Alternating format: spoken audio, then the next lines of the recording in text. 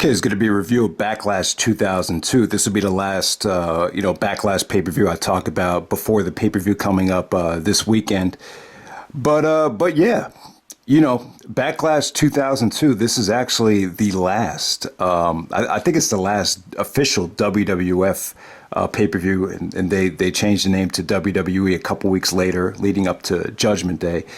So, yeah, this is the last official WWF show from Kansas City, Missouri. Also, I think this might be the first pay-per-view in Kansas City since the Owen Hart tragedy. Remember that happened in Kansas City back in May of '99. So, yeah, it's a very historical show.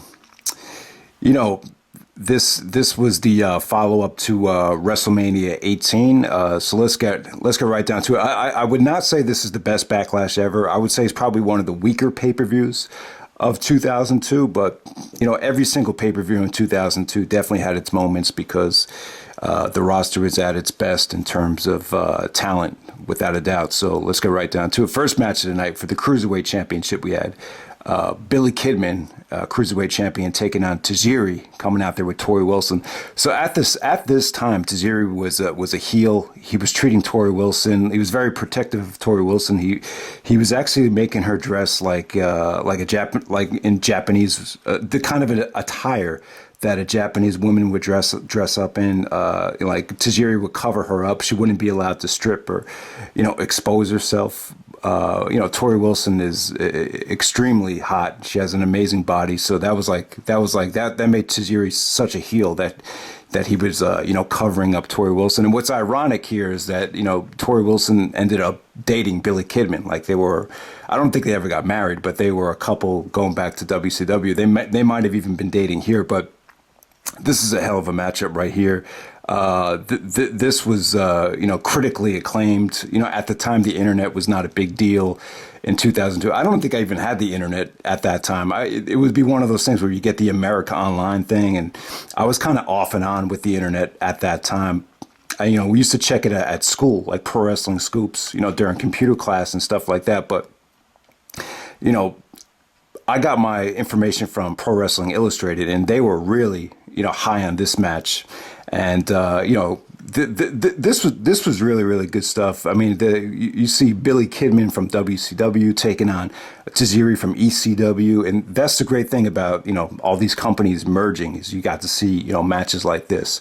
It just shows you how athletic Kidman was. Tajiri just pulled off some nice things. There was actually a beautiful drop kick to Tajiri's backdrop when he goes up against the rope and falls back on the guy. Billy Kidman pulled off a beautiful drop kick there. Tajiri actually got the pinfall after spitting the mist at Billy Kidman. So that's one of the things Tajiri did as a heel. He would constantly spit mist at people. So Tajiri was pretty hated at the time. He got on the microphone, started like cursing in Japanese at I think it was Michael Cole. So yeah, I mean, just a good heel victory for Tajiri. It's definitely not the match of the night, but definitely one of the better matches from this show, without a doubt. And, just really showed how stacked the Cruiserweight division was. I think even that year, the Hurricane got involved, Jamie Noble got involved. But, yeah, this was definitely probably the highlight of the Cruiserweight division that year, that Backlash match. All right, so next up we have Bradshaw taking on Scott Hall. So this was like the biggest push. This is probably the biggest push of Bradshaw's career, before he became JBL. When he was drafted to Raw, they actually did a lot of segments with Bradshaw and Austin, like drinking beer. I remember there was a skit backstage where they were drinking together and they were both bashing Flair. So that was later on that month. And so this was actually Scott Hall's. I think this was his last match before he got last big pay-per-view match before he got fired. He actually got fired after the plane ride from hell. Yeah, man, I wish they actually had footage of that plane ride from hell. Apparently, like Scott Hall and Flair, they did something with the stewardess. You could only imagine what was going on there. And then I think like Brock and Mr. Perfect like ended up like wrestling on the plane. So I don't know. There's a lot of stuff going on that plane. They called it the plane ride from hell, the plane that went to the insurrection in the UK pay-per-view. But yeah, this was Scott Hall's last chance. X-Pac was at ringside. Ron Simmons actually came out to help Bradshaw at ringside. This is just not a good match. This was not good. I mean, you could argue JBL is going to be a Hall of Famer. Scott Hall is a Hall of Famer. So even the worst match of the night, you still have two Hall of Famers. Scott Hall is Razor Ramon, arguably one of the most famous WrestleMania matches of all time. Bradshaw is the longest reigning SmackDown champion. So, but at this time, they just, Scott Hall was past his prime. Bradshaw really hadn't found, the right gimmick yet. He just really wasn't over at all, I would say. And yeah, X-Pac was actually wearing a Kane mask because they did a beatdown on Kane. Kane took a hiatus and I guess they stole the mask. So, yeah, the finish was a little bit entertaining. Scott Hall got the victory there. But, yeah, Scott Hall actually got fired a couple weeks later. And when Nash came back, I think this was during the Ruthless Aggression promo where Vince is in the ring with all the superstars. And then Nash and Shawn Michaels come out. And Vince goes like this to Nash. He's like, "And big man, if you don't live up to expectations, you'll be joining the unemployment line with your buddy Scott Hall." And like the whole arena was like, whoa. And then Nash just sticks, he basically like tries to comb his hair. And as he's combing his hair, he's sticking up the middle finger. So that was pretty entertaining. But Nash ended up tearing his quad anyway. But I'll tell you, like 2002 would probably be my favorite year ever. But I just thought the debut of the NWO just sucked. Like particularly Scott Hall, Kevin Nash. Hogan really had a great run, but I just thought the beginning with the the NWO invading, I just found it very boring, very pedestrian. I just that's probably the weakest thing about 2002, for me. All right, so next up for the women's championship match, you had Jazz, the champion, taking on Trish Stratus. So Jazz actually won the championship in the triple threat match at WrestleMania. So Molly Holly actually comes down and beats down Trish. But Molly is very jealous because Trish is, better looking and, just a lot more well built than Molly. Molly was going around. She was a heel. She was like, I'm pure and wholesome. Basically, was taking a shot at Trish for Trish being, having fake tits, fake breasts, that kind of stuff. The blonde hair and everything like that. Molly is pure and wholesome. So Molly actually beats down Trish. So she's already like softened up for Jazz. I'll still tell you, Jazz and Trish had great chemistry at this time. You could see Trish improving. This was like this might have been their best match, like in terms of, their work together. Just a little bit on the short side. Jazz was just really, at the time, she was no nonsense. She wouldn't even talk. Like what was that guy's name? Mark Lloyd tried to interview her after the match, and she just kind of totally brushed him off and didn't answer his questions. So we'll move on from there. Next up, you have Jeff Hardy taking on Brock Lesnar with Paul Heyman, the next big thing. All right, so let me talk about this now before I forget about it. But, one of the, this is one of Austin's last big pay-per-view matches. But I remember one of the things that he was annoyed about was the WWE calling Brock Lesnar the next big thing. Like he said, you know what? I think it's pretty damn lame that they're calling him the next big thing. Like I can see how like that. Like if you were a main event player and in the WWE, your salary is based on how much you draw, like in the main event spotlight. And so I could see the paranoia of someone like Austin if they're already proclaiming this young jacked up looking guy as the next big thing. So I just wanted to make that point there. But yeah, Brock looked amazing here. I mean, he looked more Drago like in this match than I've ever seen him before. He looked hungry. He was lean, but he was built. He was aggressive. He looked like he was ready to set the world on fire. Brock at this time. So. Basically just power bombs the crap out of Jeff Hardy. After he F5s him, he just keeps power bombing him until the referee stops the match. But this had pretty good. The build here was all about Lita and Paul Heyman. So Lita, was basically on the way out, was planning on getting neck surgery, and then Paul Heyman was like sniffing her panties and just doing some of these like dirty old man type of things. So Heyman really. Got underneath Lita's skin leading up to this match, but I think Matt was injured, so Jeff, this was like Brock Lesnar's biggest feud. First feud in the WWE was against the Hardys. It was like handicap matches against the Hardys on Raw. So that was Brock and Jeff Hardy. Entertaining match while it lasted. But this is more about establishing Brock as a dominant force. All right, so now we move on to some of the better stuff. We have Edge taking on Kurt Angle. Yeah, so they talked about how Edge and Angle used to be friends when Angle was champion as a heel. Edge and Christian were like his go-to guys to help Angle win matches and stuff like that. But this match right here had a great build-up. Both guys won their matches at WrestleMania, but Angle, Angle really had a chip on his shoulder at this time. Angle main evented a lot of pay-per-views in 2001. And when you get to WrestleMania 18, like the card was so stacked that a lot of the guys that were main eventing in 2001 just had to settle for mid-card matches, particularly guys like Booker T, Kurt Angle, and of course Stone Cold Steve Austin as well. But they had a match. I believe it was the night of the draft where Edge got the upset. And then Angle was bitter because of that. And then both Edge and Angle were actually drafted to SmackDown. And then Edge did this awesome skip backstage. So Edge just taken a lot of his stuff from the movie Wayne's World. A lot of his promos, the promo where he's like, you sound like a human vacuum cleaner.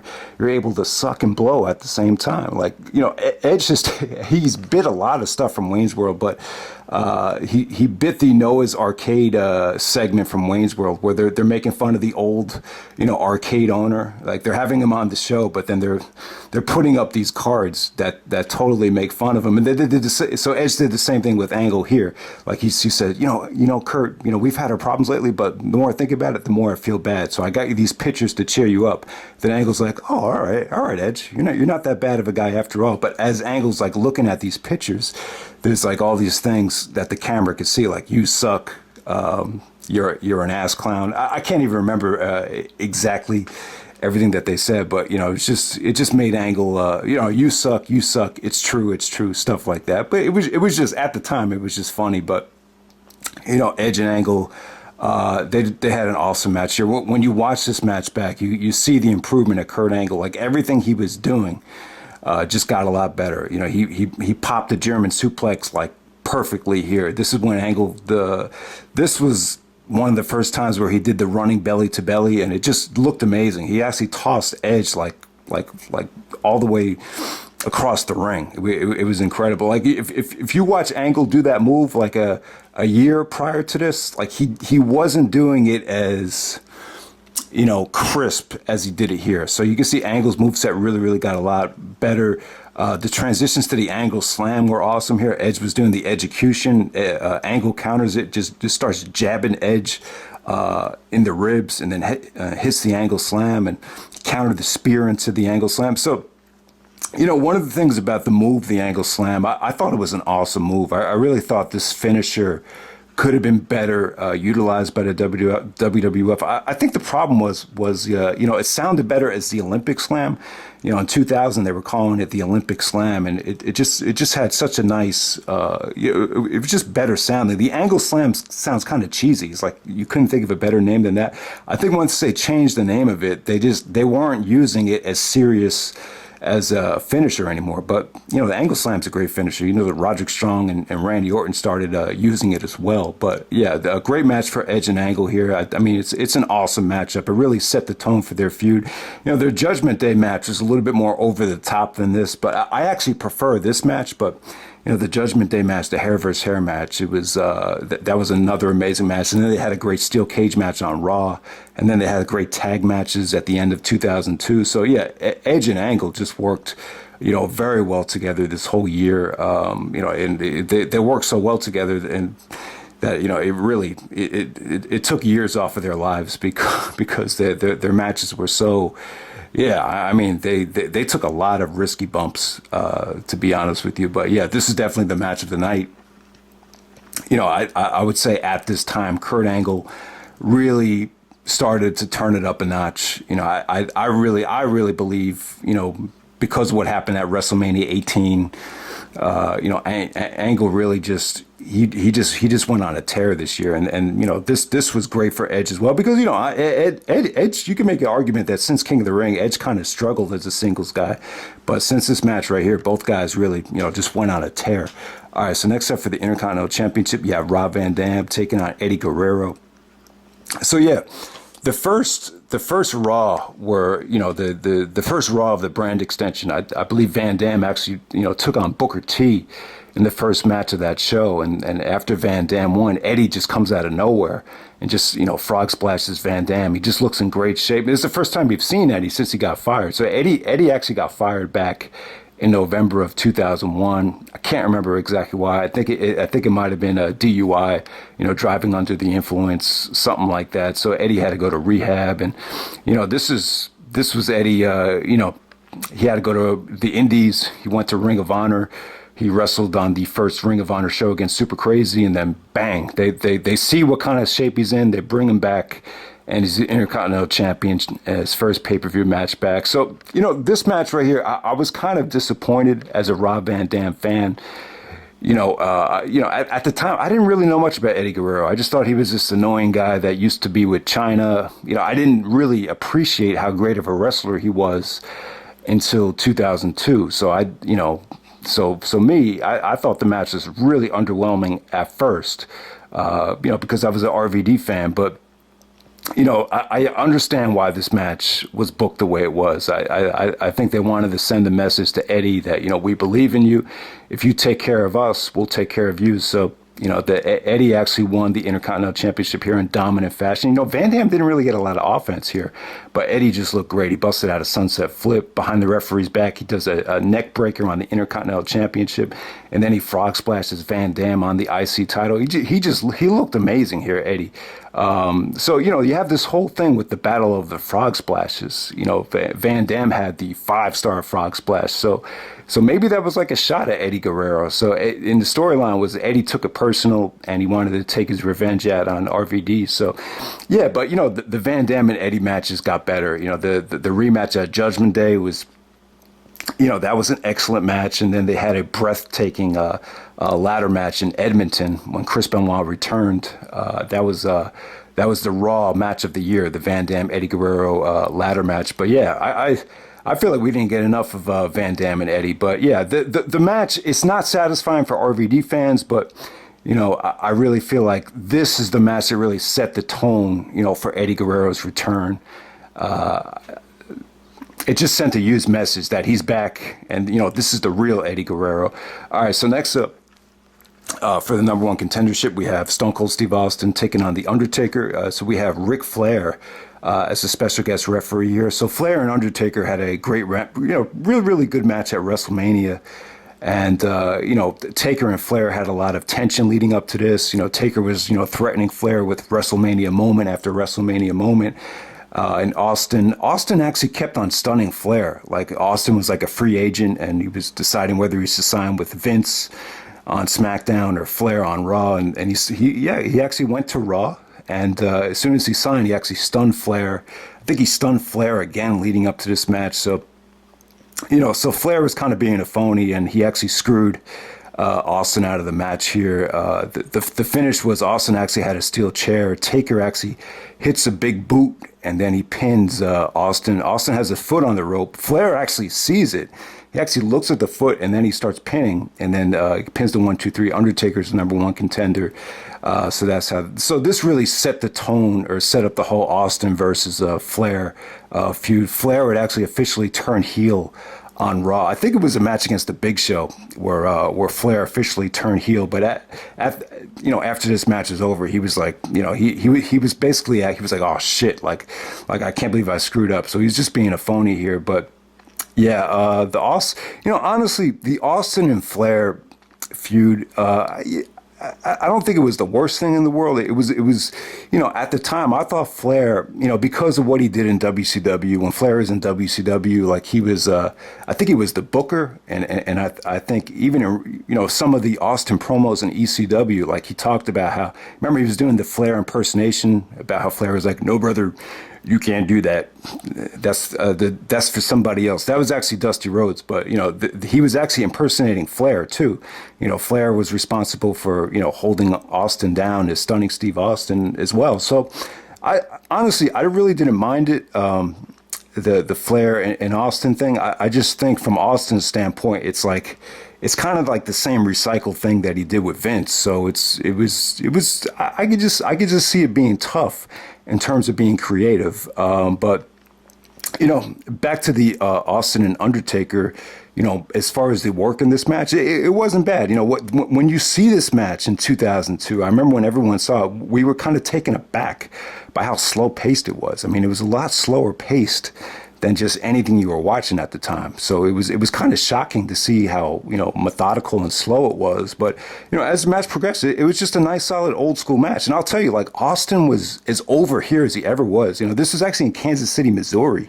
So I'm thinking, I remember, like, Bill and Doug, I think they stated that they actually made the trip to see this show. I think it was one of those videos where Doug was showing everybody that he used to be a diehard WWF fan before the product got stale and everything. So so I could tell, like, the pay-per-view really had more of a southern influence to it. So Austin got a huge pop. I mean, they were into him every step of the way. Every time he made a move, they were like, what? So the bottom line was, even though Austin walked out a couple months later, he was still like, I don't remember the fans ever chanting Austin sucks or, ever turning on him like they did with The Rock. I mean, so yeah, I just think at this time, in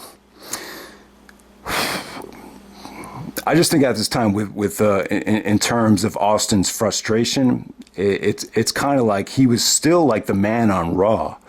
But when it was coming down to these big, pay-per-view paydays, it's like he was taking a back seat. Look, at WrestleMania, he had to take a back seat, to The Rock getting that spot against Hogan over him.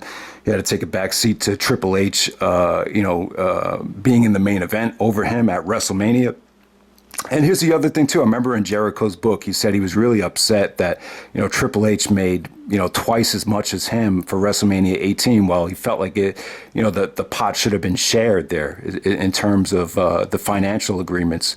That's one of the things. Like, people always get a fight over. I remember WrestleMania 19, Hogan was upset with his bonus.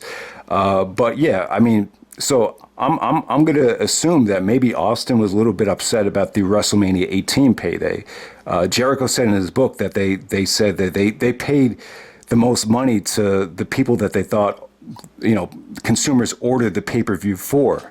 So they said, we feel like most people ordered WrestleMania 18 to see Triple H win the belt back. So that's why Triple H got the biggest payday from WrestleMania 18. So I'm sure maybe that had a lot to do with it as well. And then you have the whole Brock thing.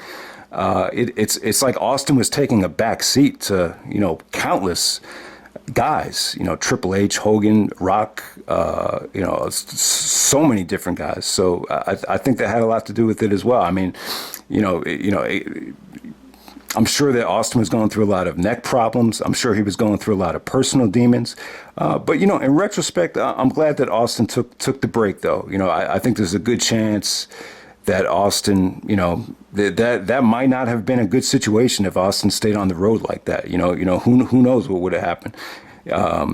So yeah, that's pretty much it. I don't know. I'm still very fascinated by Austin walking out, and I did want to make this point though. Like, if Austin did not walk out, like how different would that summer have been in terms of just like everything that took place? I think 2000. One of the great things about 2002 was they were really like changing stuff on the fly, and I think that makes for a good product. Though I think you really need to listen to the fans and see what's working, and that's one of the things they did with the main event here was they really listened to the audience. So. All right, next up for the Tag Team Championship, we have Billy and Chuck taking on Al Snow and Maven. So Maven actually won Tough Enough. Al Snow was the trainer. Billy and Chuck, I'll give them credit. They were this was kind of like a buzzkill. When they came out with their theme music, I remember at the pay-per-view parties, a lot of people had to leave the room because they were so upset with the way that was coming off. But yeah, I'll give them credit. They were a good tag team. It was great for Chuck Palumbo because he was stuck in that WCW, he was kind of classified as a WCW guy. So the best thing as a WCW guy, the best thing to do is to get, repackaged as a, Vince McMahon type of WWF tag team, and that's what Billy and Chuck was right there. So there we go with that. That was not a bad matchup at all. Okay, and then the main event, we have Triple H as the Undisputed Champion taking on Hollywood Hulk Hogan in the main event of Backlash. So yeah, with this match right here, Vince was cutting a promo, and he was like, "I don't succumb to public pressure. I know what the audience wants, even more so than they do." So the number one contender for Backlash is Hulk Hogan. So yeah, it was kind of weird because he basically cut the promo like he wasn't going to give the fans what they wanted. The fans actually did want to see Hogan get the title shot because, all right, so after WrestleMania 18, Hogan really stole the show. I mean, WrestleMania 18 is going to be remembered for Hogan, the nostalgia and Hogan creating that WrestleMania magic. So, it was just one of those things where I would have done the same thing too, looking back on it. I mean, in retrospect, I mean, you look at all the Raw after WrestleMania, you look at all the times it went back to Montreal. I mean, the ovations that Hogan was getting were just incredible. And so, I kind of agree, like the best way to top it off, to really, put the, an exclamation point on this comeback would be to give, Hogan the belt one more time. I mean, it's a tough decision, and there is mixed feelings on it. At the time, I remember people I was watching the pay-per-view with were angry with this one guy that had like really long hair. He was like a huge Triple H fan. He was really upset. So, but I'll tell you that the one guy that can, one up, Triple H's power. The one guy that, Vince will bow down to over Triple H is Hogan. Like, Triple H might be the son-in-law, but, to me, like, Vince treats Hogan like he's a son or like he's a family member, and with good reason. I mean, say what you want about Hogan, but, he's responsible more so than anyone for the success of, Vince McMahon Jr. and, everything that happened with, he probably hates being called Vince McMahon Jr., but, it was just one of those things where it was just too good to ignore, I guess. I mean, you could look at it like this is the most competitive time in WWF history. You have all these, guys in their prime that want the belt. Austin's unhappy. You have Angle coming up. You got Jericho. You got Undertaker wants the title. You have Brock Lesnar coming up. Why would you give it to Hogan? The Triple H championship reign, Undisputed championship reign, like, I heard Triple H say in his workout book that, he thought Hogan killed his momentum, and he said that the championship reign was supposed to last a really long time. Even Hogan said in his documentary that he said, "I know the belt was supposed to stay, but a smart man makes smart decisions." He basically referring to, the Vince making the right decision to give Hogan the belt. And yeah, so, I'm not going to defend Triple H and say, oh, Triple H, we've suffered enough through Triple H championship reigns. Maybe if Triple H retained here, we could have avoided the whole thing with Bischoff just handing Triple H the title. I thought that was a really dark moment, and I did not agree with that in retrospect. I thought that was probably a bad decision. But you could argue that Triple H needed that, to be hated, because Triple H did want to be hated. But I'll just say this: it would have been really interesting to see how that summer would have played out if Triple H had not lost the Undisputed Championship. I mean, how would that have went? The Rock ended up taking the belt at Vengeance and dropping it to Brock. So it's like, how would that have played out? If Austin doesn't walk out, if Triple H never loses that belt, does Brock really get that title shot at SummerSlam? A lot would have had to happen if Brock was still going to get that title shot. Maybe they would have brought in two champions a lot sooner than they did. Who knows what would have happened. That was the great thing about 2002. I mean, it was just like, there's just so many things that wouldn't have played out a certain way if something had, if this didn't happen or that didn't happen. So yeah, I mean, the question I have for you guys is, if Triple H stayed champion and never lost the belt, like was supposed to be originally planned, what would have happened at SummerSlam 2002? And then you had Shawn Michaels come back, which really threw a monkey wrench into everything. But yeah, back to Triple H and Hogan. Probably the longest match Hogan had since his comeback. It was probably his worst match. It was just very pedestrian, very methodical, very slow paced, not pretty, nothing really innovative. But it was a spectacle to see. It was very reminiscent of the Warrior match. It really looked like, two, superheroes just kind of posing and, test of strength, stuff like that. Really, the match didn't really get exciting until the ending. Jericho was upset. He cut a great promo earlier on in the show saying that, oh, you Hulkamaniacs are going to be disappointed. He said Hogan's not going to win the belt tonight because he doesn't deserve it. So Jericho was bitter that he didn't get a rematch. And he was just really upset that Hogan undeservingly got the title shot. And then Undertaker, is a number one contender. And he already beat Hogan back at Survivor Series 91. So he knows, Hogan's a lot older now. He knows he could, this is like a cakewalk if Taker faces Hogan for the belt. So he's actually trying to help Hogan win. So you have Jericho, trying to, screw Hogan. He actually clocks Hogan with the chair, and then Taker comes out. He clocks Triple H with the chair, and Hogan eventually hits the leg drop on Triple H and becomes the new champion. It was, it was a surreal moment, and the moment definitely has mixed feelings, but looking back on it, I really didn't have too much of a problem with it. I'm not going to come on here and say, oh, Triple H needed a longer reign. What the Hogan reign did was it gave Taker a chance to run with the belt. It gave Rock a chance to run with the belt. It just made the Undisputed Championship seem a little bit more competitive until, ultimately Brock was the one to take it at SummerSlam. So, yeah, man, it would have been interesting. So my question for you guys is, if Austin never walked out and Triple H never lost this Undisputed Championship belt, how would that summer have played out leading into SummerSlam? It just seemed to me like, changes were constantly being made. That I don't know. I don't think it was really announced until after Austin walked out that Brock would get a title shot, or the King of the Ring winner would get a title shot at SummerSlam. That was something they just kind of added, like right before the pay-per-view, if my memory's right. But yeah, man, that was Backlash 2002. I have really good memories of this show. I really do. I mean, that weekend for me, from a personal standpoint, from a basketball standpoint, I was very. I remember the Saturday before Backlash. I was 6 o'clock in the morning. My former AAU coach calls me up and says, "Rob, we got there's a tournament today. We got we need you." And I'm just like, Coach, I'm not ready to play. I haven't really played since the season ended. He's like, it's just playing. So I ended up playing 4 games that Saturday. And I just remember not being ready, not being in shape.